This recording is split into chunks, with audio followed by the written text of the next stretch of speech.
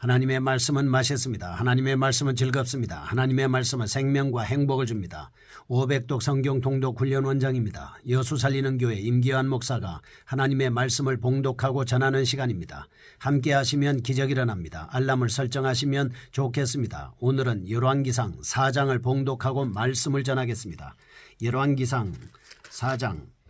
솔로몬 왕이 온 이스라엘의 왕이 되었고 그의 신하들은 이러하니라. 사독의 아들 아사리아는 제사장이요 시사의 아들 엘리호렙과 아히야는 서기관이요 아힐루스의 아들 여호사밧은 사관이요 여호야다의 아들 브나야는 군사령관이요 사독과 아비아달은 제사장이요 나단의 아들 아사리아는 지방관장의 두령이요 나단의 아들 사붓은 제사장이니 왕의 벗이요 아이살은 국내 대신이요 압다의 아들 아도니바는 노동 감독관이더라. 솔로몬이 또 온 이스라엘에 12지방관장을 두매 그 사람들이 왕과 왕실을 위하여 양식을 공급하되 각기 1년에 한 달씩 양식을 공급하였으니 그들의 이름은 이러하니라.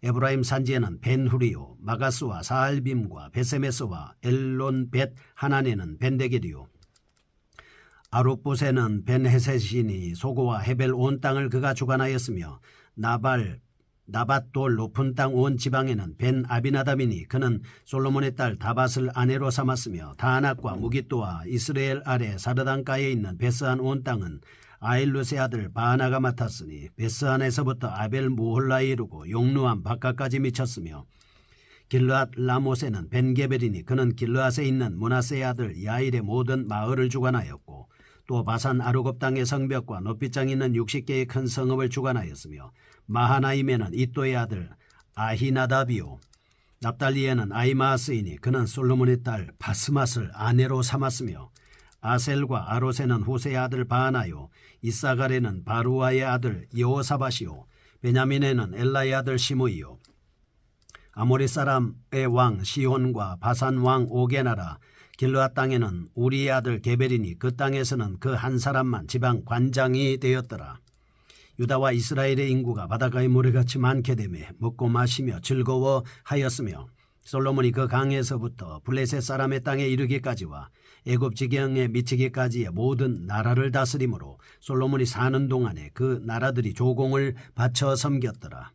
솔로몬의 하루 음식물은 가는 밀가루가 30고루요 굵은 밀가루가 60고루요 살진 소가 10마리요 초장의 소가 20마리요 양이 100마리이며 그 외에 수사슴과 노루와 암사슴과 살진 새들이었더라.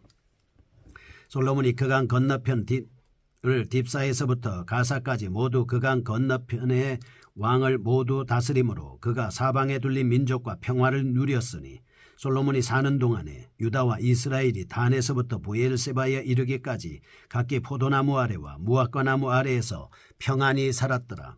솔로몬의 병거의 말 외양간이 4만이요 마병이 12,000명이며 그 지방관장들은 각각 자기가 맡은 달에 솔로몬 왕과 왕의 상에 참여하는 모든 자를 위하여 먹을 것을 공급하여 부족함이 없게 하였으며 또 그들이 각기 직무를 따라 말과 준마에게 먹일 보리와 꼴을 그 말들이 있는 곳으로 가져왔더라. 하나님이 솔로몬에게 지혜와 총명을 심히 많이 주시고 또 넓은 마음을 주시되 바닷가에 모래같이 하시니 솔로몬의 지혜가 동쪽 모든 사람의 지혜와 애굽의 모든 지혜보다 뛰어난지라. 그는 모든 사람보다 지혜로워서 예스라 사람 에단과 마올의 아들 헤만과 갈골과 다르다보다 나음으로 그의 이름이 사방 모든 나라에 들렸더라. 그가 잠언 3,000가지를 말하였고 그의 노래는 1,005편이며 그가 또 초목에 대하여 말하되 레바논의 백향목으로부터 담에 나는 우슬초까지 하고 그가 또 짐승과 새와 기어다니는 것과 물고기에 대하여 말한지라.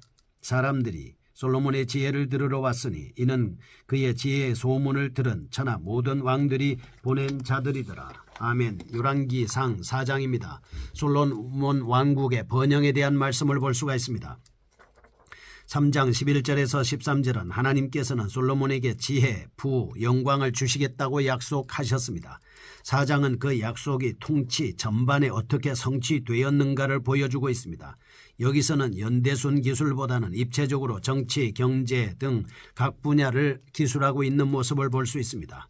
1절에서 6절은 솔로몬의 내각 명단이 나옵니다. 7절에서 19절은 12관장과 그들의 행정구역입니다.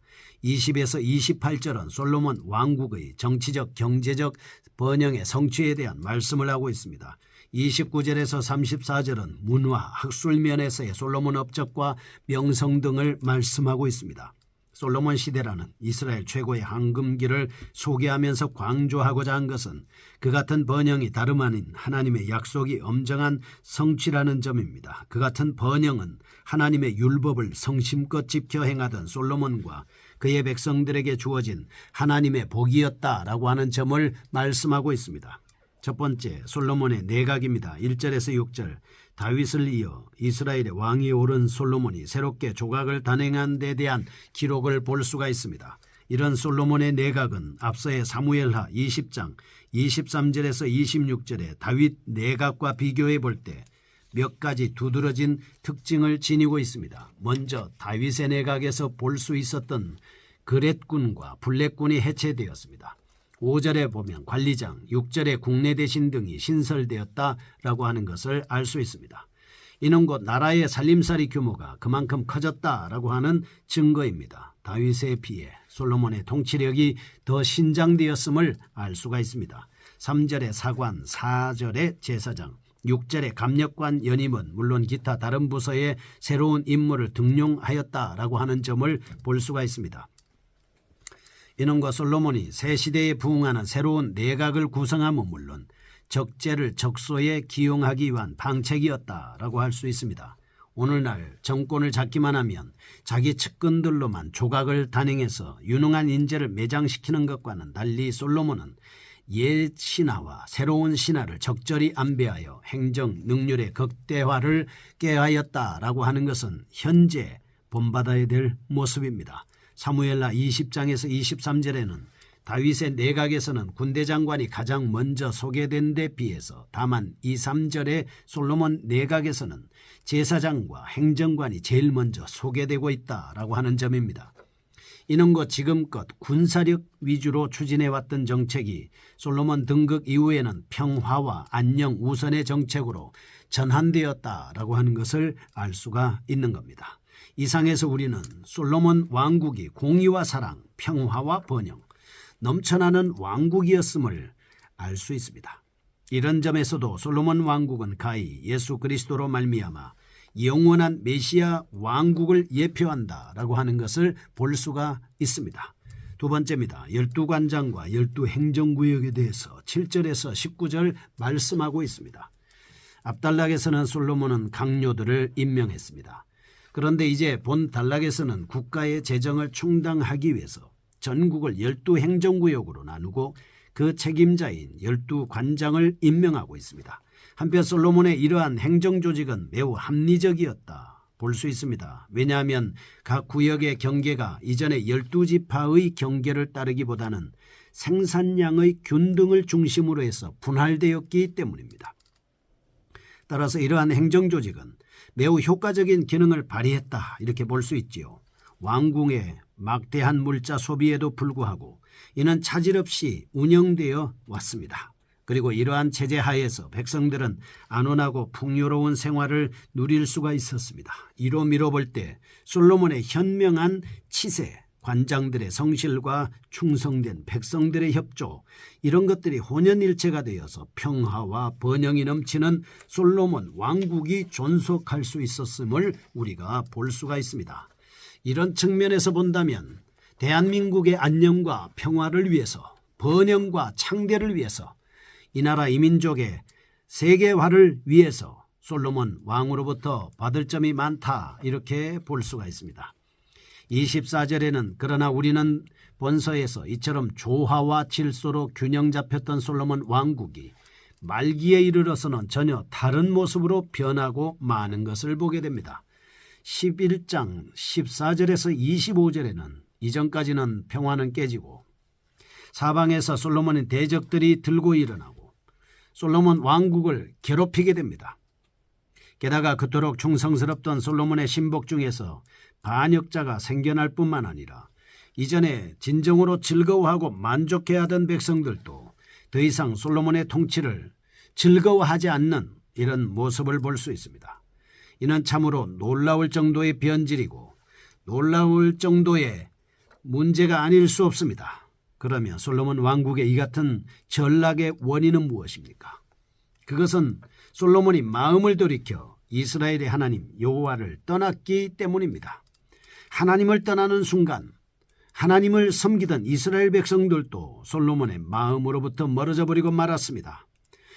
사울이 여호와의 말씀을 버렸으므로 하나님께서도 여호와의 말씀을 버렸기 때문에 사울을 버려 이스라엘의 왕으로 삼지 않겠다라고 이렇게 말씀을 하고 있습니다. 이와 같은 사실을 통해서 우리는 번영도 하나님께서 주시고 형통과 창대도 하나님께서 주신다라고 하는 사실을 알아야 합니다. 그리고 언제든지 무슨 말씀을 만나든지 어떤 결과가 있든지 우리는 하나님을 떠나지 않고 하나님의 말씀 안에 거해야 합니다. 그래야만 우리에게 주신 복은 영원히 우리와 함께 있는 것입니다. 예수 그리스도 안에 거할 때에만 하나님의 보호하심을 받을 수가 있습니다. 세 번째입니다. 번창하는 솔로몬 왕국 20절에서 28절입니다. 지금껏 1절에서 6절은 솔로몬 왕국의 중앙부처, 7절에서 19절은 지방행정조직, 의 번영과 영광을 소개하고 있습니다. 21절, 24절은 정치, 22절, 23절은 경제, 26절은 군사적인 면에서 솔로몬 왕국이 성취한 번영을 자랑스럽게 보여주고 있습니다. 20절, 21절, 24절, 25절은 이스라엘 역사상 일찍이 성취해 본 바 없는 넓은 영토의 지배를 말합니다. 22, 23, 27절은 경제적인 부의 달성, 26, 28절은 막강한 군사력입니다. 솔로몬 통치의 화려한 면모를 유감없이 증거해 보여주고 있습니다. 솔로몬 왕조의 부귀영화가 이스라엘 옛 선조들에게 주어졌던 하나님의 약속의 성취라는 점을 우리는 잊어서는 안 될 것입니다. 과거 유리방황하던 이스라엘 옛 선조들에게 약속된 복과 번영이 실제로 구현된 시대가 바로 솔로몬의 시대라고 하는 것입니다. 물론 솔로몬 시대의 영광은 부친 다윗에게 그리고 솔로몬 자신에게 하나님께서 하셨던 약속의 성취이기도 했습니다. 그러나 그 약속은 일찍이 주어진 약속의 궤도 위에서 주어진 약속이었던 겁니다. 따라서 우리는 본 단락 가운데서도 약속의 성취라는 하나님의 구속사의 큰 흐름을 읽을 수가 있습니다. 이상과 같이 전대미문의 번영을 누리며 태평성대를 구가한 솔로몬 왕국은 여러 가지 면에서 메시아 왕국을 예표해 주기에 충분하다라고 볼 수가 있는 겁니다. 다시 말해서 솔로몬 왕국의 백성이 바닷가의 모래와 같이 많았던 것처럼 메시아 왕국의 백성들 또한 아무라도 능히 셀 수 없는 큰 무리를 이룰 것이다 라고 하는 것을 알 수가 있습니다. 21절, 24절, 25절에 솔로몬 왕국이 넓은 영토를 소유하고 있었듯이 만왕의 왕 메시아 역시 시편 72편 8절에 바다에서부터 바다까지와 강에서부터 땅끝까지라고 하는 말씀을 통해서 천하 만국을 다스리게 될 것이다 이렇게 말씀을 했습니다. 마가복음 16장 15절에 너희는 온 천하에 다니며 만민에게 복음을 전파하라. 만민이라고 하는 것은 온 세계를 말하는 것입니다. 예루살렘과 온 유대와 사마리아와 땅끝까지 이르러 증인이 된다라고 하는 말씀도 땅끝 온 세계를 말하고 있지 않겠습니까? 20절, 24절, 25절, 27절, 28절에 솔로몬 왕국이 충성된 신하와 백성들이 모여 기쁨과 평화, 풍요를 만끽하던 나라였듯이 메시아 왕국에서도 24장로를 위시한 주의 충성된 백성들이 영원한 기쁨과 평화, 복을 향유하게 될 것이다 라고 하는 것을 알 수 있습니다. 솔로몬 왕국의 번영, 하나님의 약속의 성취였습니다. 솔로몬의 왕국, 예수 그리스도로 말미암아 왕성될 메시아 왕국을 예표했습니다. 오늘 우리에게 올 장차 영원한 하나님의 나라, 이 하나님의 나라는 예수 그리스도를 영접하는 자들에게 주어지는 복이 넘치는 나라입니다.